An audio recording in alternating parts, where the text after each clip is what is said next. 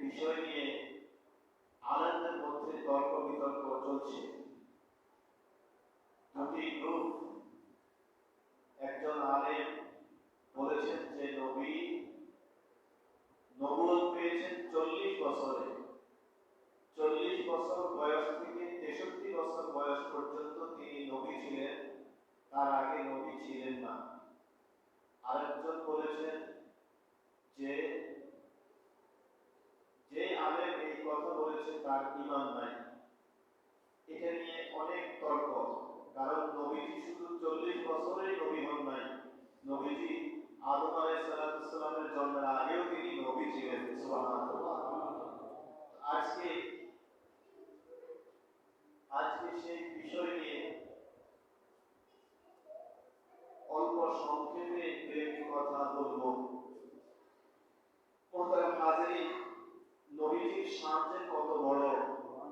নবীজিকে আমরা অনেকেই মানুষ বলে যে নবী আমাদের মতো মানুষ, আর এই নবী আমাদের মতো মানুষ, দেখতে আমাদের মতো মানুষ, কিন্তু মর্যাদায় মানে শানে কি আমাদের মতো?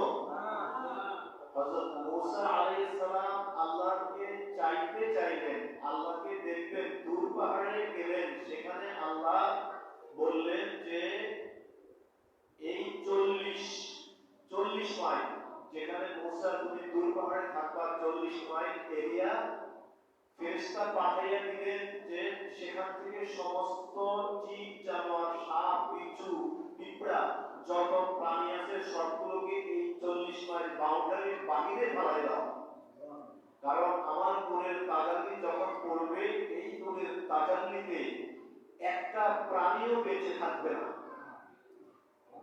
জিবরাইল আলাইহিস সালাম বললেন যে আল্লাহ, আমি তো আপনার শ্রেষ্ঠ একজন ফেরেশতা, আপনার অগণিত অসংখ্য কোটি কোটি ফেরেশতার মাঝে আমি হইলাম সর্বশ্রেষ্ঠ, সবচেয়ে বড়, সবচেয়ে পাওয়ারফুল ফেরেশতা, আমি জিবরাইল, আমি থাকি।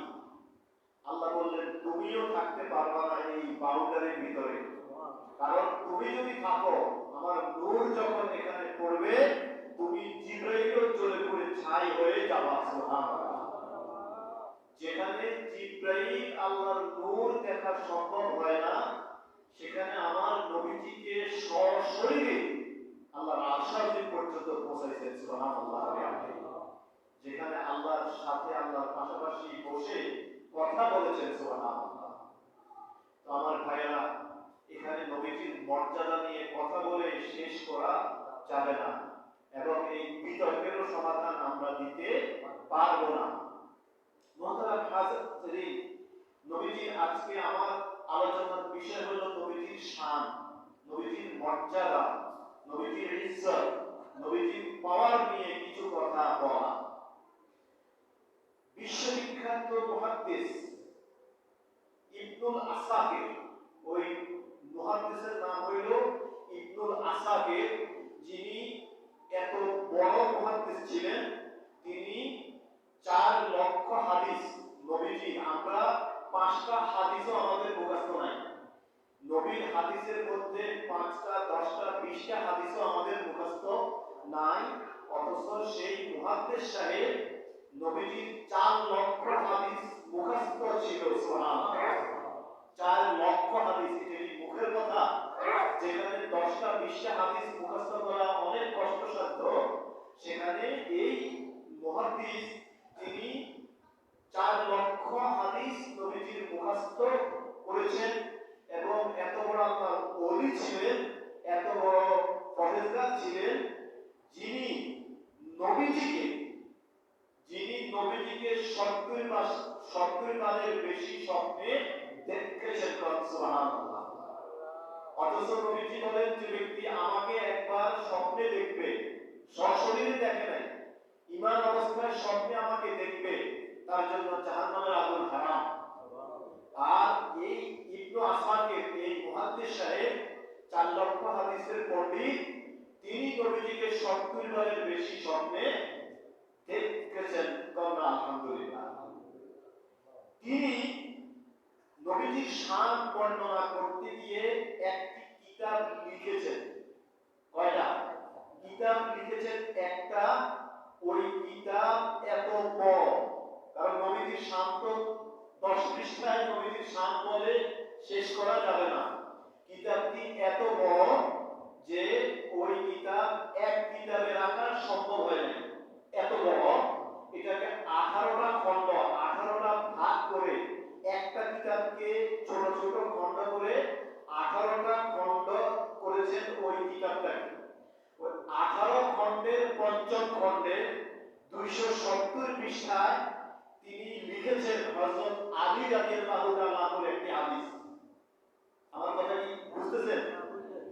18 খণ্ডের ওই কিতাবের পঞ্চম খণ্ড 270 পৃষ্ঠায় তিনি নবীজির একটি হাদিস, হযরত আলী কারামাল্লাহু ওয়াজহুর বর্ণিত একটি হাদিস বর্ণনা করেন যে কুনতু নূরান বাইনা ইয়াদাইল্লাহ আযজা ওয়া জাল্লা ক্বাবলা খালকা আদামা বিআরবাআতি আশারা আবা আশারা আলফা সানা।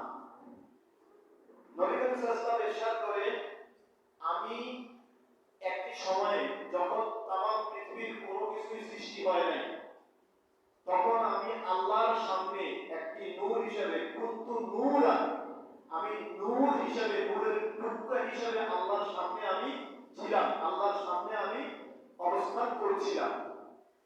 ক্বাবলা খালকা আদামা, খালাকা আদামা, আদম আলাইহিস সালামকে বানানোর আগে বিআরবাআতি আশারা আলফা সানা, 14000 বছর। আরবাআতা আশার মানে 14, আলফা মানে হাজার, সানা মানে বছর। এই 14000 আদম আলাইহিস সালামকে বানানোর 14000 বছর আগেও আমি নবী ছিলাম। সুবহানাল্লাহ। তাহলে আমরা দেখতেছি নবী 40 বছর বয়সে নবুয়ত পাইছে, এটা শুধু তিনি আনুষ্ঠানিক ঘোষণা পাইছেন, কিন্তু তিনি নবী 40 বছরের নবী না। তিনি আদম আলাইহিস সালামকে যখন বানানো হয় নাই, আদম আলাইহিস সালাম এখনো জন্মই হয় নাই, তার 14000 বছর আগে আল্লাহ নবীকে নবী বানাইয়া রাখছেন। সুবহানাল্লাহ। কাউমি আলেমদের একজন বড় মাপের 10 জন আলেমের একজন, তিনি ওয়াজ করেছেন। এক হযরত জিবরাইল আলাইহিস সালাম নবীজিকে জিজ্ঞাসা করলেন, কে জিজ্ঞাসা? জিবরাইল। কে জিজ্ঞাসা? জিবরাইল জিজ্ঞাসা করলেন, হে নবী আপনার বয়স কত? জিবরাইল নবীজিকে জিজ্ঞাসা করে, নবীজি আপনার বয়স কত? নবীজি বলেন, আমার বয়স কত এই উত্তরটা আমি পরে দেই, আগে বলো তোমার বয়স কত। নবীজি ট্যাকটিক করলেন, নবীজি বললেন আমার বয়স কত সেটা বলবো পরে, আগে জিবরাইল তুমি বলো তোমার বয়স কত। জিবরাইল বললেন আমার সঠিক জন্ম তারিখ, ডেট অফ বার্থ আমার জানা নাই, কবে আমার সঠিক অ্যাকুরেট জন্ম হয়েছে এটা জানা নাই, তবে একটা ঘটনা বলি, ঘটনা বললে বুঝতে পারবেন আমার বয়স কত। বলো। জিবরাইল বললেন, আমি যখন আল্লাহ তাআলা আমাকে বানাইলেন, আমি যখন জন্ম হইলাম, আমাকে আল্লাহ বানাইলেন, বানানোর পরে আমি তাকাইলাম উপরে, দেখতে পেলাম একটা তারা, শুধু একটা তারা জ্বলতে আছে, জ্বলে।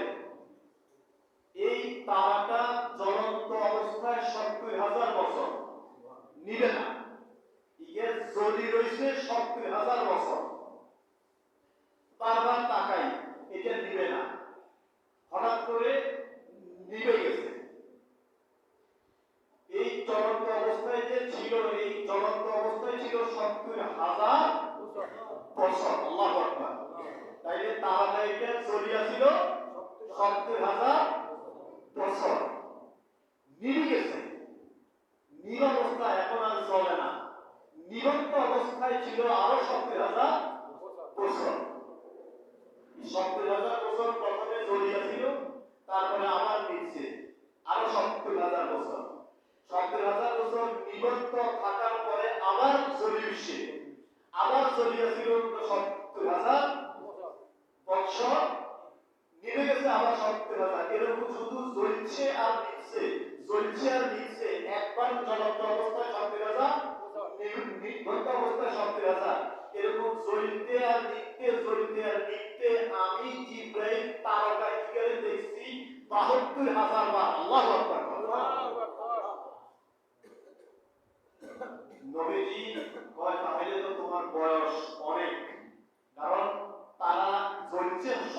70,000, নিচে আবার 70,000, এরকম চলছে। আর নিচে তুমি দেখছো 72,000 পা, তাহলে তো তোমার বয়সের আর হিসাব করার কোনো দরকার নাই। এটা যে কত বছর, কত কোটি বছর হয়েছে, এটার আর কোনো হিসাব নাই।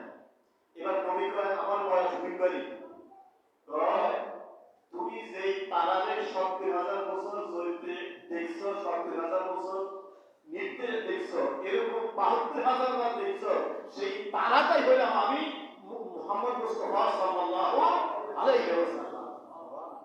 তাহলে নবী 40 বছর বয়সে নবী না, নবী আরো হাজার হাজার কোটি কোটি বছর আগে, যার কোনো হিসাব নাই। অর্থাৎ তামাম সৃষ্টিকুল বানানোর আগেই আমার নবীকে আল্লাহ তাআলা নবী হিসেবে বানাইয়া রাখছেন। সুবহানাল্লাহ। সামনে আরো হাদিস আসতেছে, শুনবেন।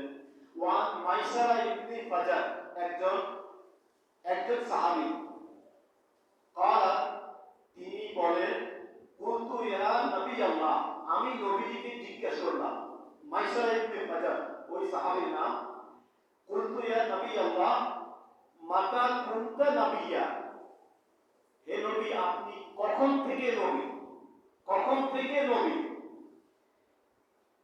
قال নবী সাল্লাল্লাহু আলাইহি ওয়াসাল্লাম, নবীজি বলেন কুনতু নবিয়ান ওয়া আদামু বাইনা রূহি ওয়াল জাসাদি, আমি তখন থেকে নবী যখন আদম আলাইহিস সালামের শরীরে মাটি এক জায়গায়, পানি এক জায়গায়, রূহ এক জায়গায়, মশলা এক জায়গায়, অর্থাৎ এখনই কিন্তু গোলামানো আটা বানানো। আমরা যখন পরোটা খাই, পরোটা দেন না আটার দোকানে, অন্য ময়দার বস্তা, চিনি আরেক কানে, পানি আরেক কানে, মেগা আরেক কানে, কি আটা, চিনি, পানি, তেল, বেকিং একত্রিত মিশিয়ে গুললে না পরোটা বানায়। কয় আদম আলাইহিস সালামের মাটি রয়েছে একখানে, দেহের মাটি, পানি রয়েছে আরেকখানে, রূহ রয়েছে আরেকখানে, এখনো কিন্তু গোলাই একত্রিত করেও নাই। মানে আদমকে তো বানাইতে হবে, অনই কিন্তু একত্রিত করেই নাই। তখনও তার আগেও আমি নবী। সুবহানাল্লাহ। তাহলে নবীজির যে শুধু 40 বছর বয়সে নবুয়তি পান নাই, তিনি তার আগেও নবী ছিলেন। আমি এই হাদিসখানা বলে শেষ করব, আলোচনা অনেক লম্বা, এই হাদিসখানা বলেই শেষ করব।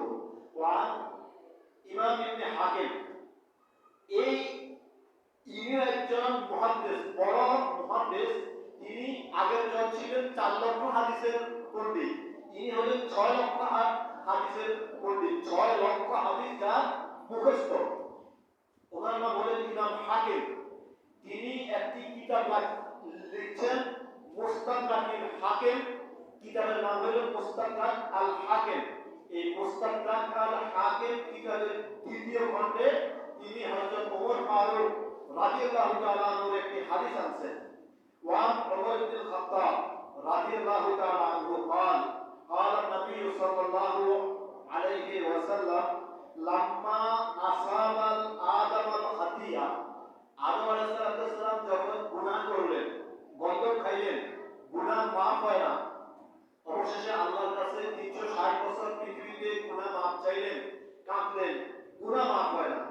অতএব যখন আদমকে বানানোর পরে আল্লাহ জিজ্ঞেস করলেন যে আদম আলাইহিস সালাম এখন আল্লাহর কাছে তার গুনাহ মাফ চাইতেছে, যে আল্লাহ তুমি আমাকে, কালা ইয়া রাব্বি, আদম আলাইহিস সালাম এতদিন গুনাহ মাফ চাইছে, গুনাহ মাফ হয় না, এখন আইসিয়া কয়, কি কয়?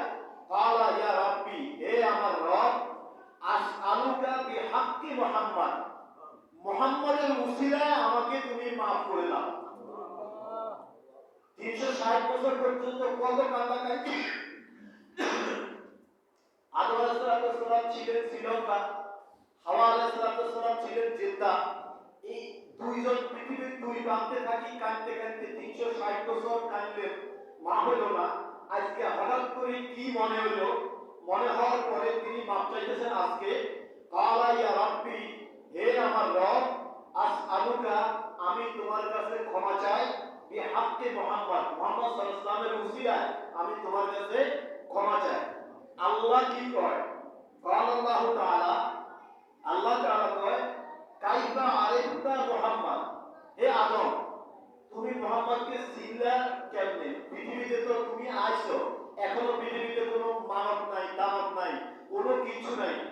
প্রথম মানুষ, তুমি এবং হাওয়া, তোমরা দুইজনেই পৃথিবীতে প্রথম মানুষ।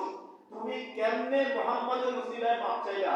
কাইফা আরেফতা মুহাম্মদ, তুমি কেমনে মুহাম্মদকে চিনলা? ওয়ালাম আখলুকুহু, আমি তো এখনো মুহাম্মদের পাঠাই নাই, এখনো বানাই নাই, তুমি মুহাম্মদের চিনলা কেমনে?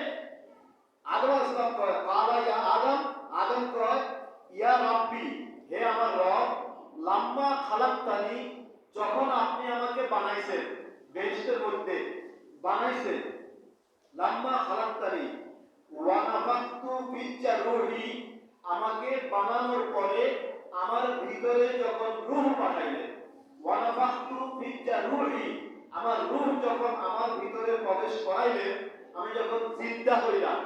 এতক্ষণ তো বানাই রাখছেন বডি, রূহ দেন নাই, আমি জীবিত নয়, আমার বডি আছে, রূহ নাই, আমি জীবিত নয়। যখন আমার শরীরের ভিতরে রূহ প্রবেশ করাইলেন, তখন আমি জিন্দা হইলাম। ফারাফাতু রাসি, আমি জিন্দা হওয়ার পরে আমি মাথা তুললাম। এতক্ষণ তো শোয়া, এখন মাথা তুলছে রূহ আসার পরে। ফারাআইতু মাকতুবান, আমি মাথা তুলে জিন্দা হওয়ার পরে, আমাকে রূহ দেওয়ার পরে আমি যখন মাথা তুললাম, মাথা তুলি আমার চোখ গেছে আপনার আরশ আজিমে। সুবহানাল্লাহ, আমার চোখ গেছে আপনার আরশ আজিমে প্রথম, সর্বপ্রথম। ফারাআইতু মাকতুবান, আমি দেখতে পেলাম ফিল আরশে, আরশের মধ্যে, আরশ আজিমে, আপনি যেখানে বসেন আপনার আরশ আজিম, সে আরশ আজিমের প্রত্যেকটি খুঁটিতে খুঁটিতে, প্রত্যেকটি পায়া পায়া, প্রত্যেকটি জায়গায় জায়গায় লেখা আছে লা ইলাহা ইল্লাল্লাহু মুহাম্মাদুর রাসূলুল্লাহ সাল্লাল্লাহু আলাইহি ওয়াসাল্লাম।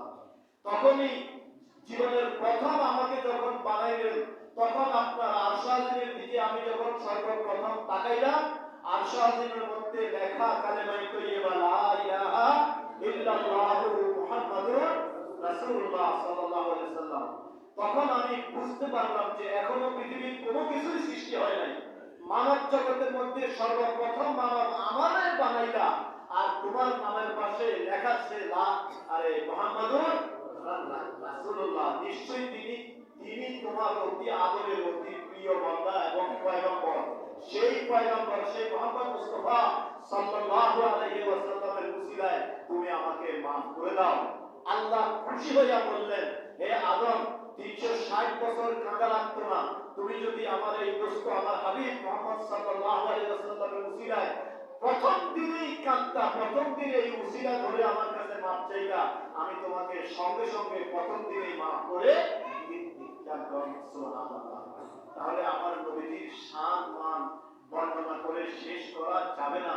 নবীজি 40 বছর নবুয়তে পাইছে, এটা আনুষ্ঠানিকতা, কিন্তু আসলে অ্যাকচুয়ালি নবীজির নবী যে নবী, নবী এটা নবীর জন্ম হওয়া, তামাম পৃথিবীর জন্মের আগ থেকে সর্বপ্রথম নবীকে রূহের জগৎ থেকে নবী বানাইয়া রাখছেন আল্লাহ তাআলা।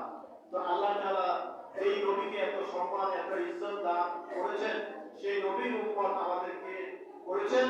এই জন্য আমরা আল্লাহ পাকের দরবারে শুকরিয়া আদায় করি। আমরা সবাই বলি আলহামদুলিল্লাহ, এবং আমরা সকলে আল্লাহ তাআলার হুকুম আহকাম মেনে, নবীর সুন্নাত তরিকা অনুযায়ী মেনে চলার তৌফিক দান করুন, এবং আমরা সবাই চলবো ইনশাআল্লাহ। এই বলে আমি আমার আলোচনা শেষ করলাম। আমিন। ওয়া আখিরু দাওয়ানা আলহামদুলিল্লাহি রাব্বিল আলামিন। আসসালামু আলাইকুম ওয়া রাহমাতুল্লাহি ওয়া বারাকাতুহু।